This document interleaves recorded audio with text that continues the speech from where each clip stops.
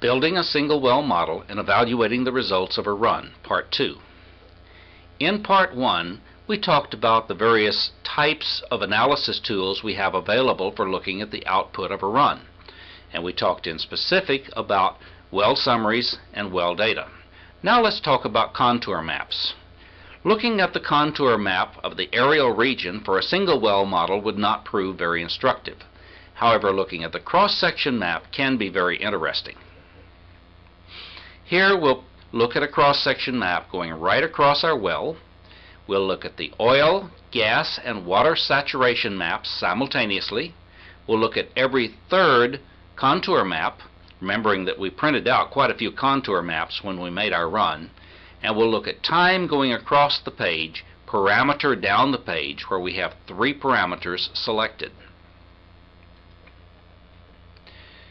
Here we see the oil saturation maps being printed out across the top of our page, gas saturation in the middle of our page, and water saturation, gas oil contact and the water oil contact as red and blue lines on each of the curves. And we see that initially the oil is primarily concentrated in the oil zone, gas is up in the gas cap, and water is primarily down in the aquifer. However, there is water up in the oil zone and in the gas cap.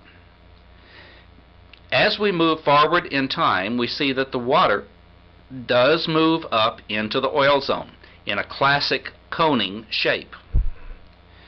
However, we thought we might have had coning of gas down into our well, but we see really the gas is moving down into our well as a pancake rather than a true cone. It has the same effect of gassing out our well, but it's not truly a cone.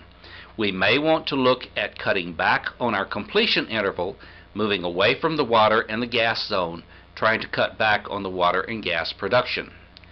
Notice that when I'm in any of the map areas, I can click button 2, the sample button, and I find the value at the point I clicked.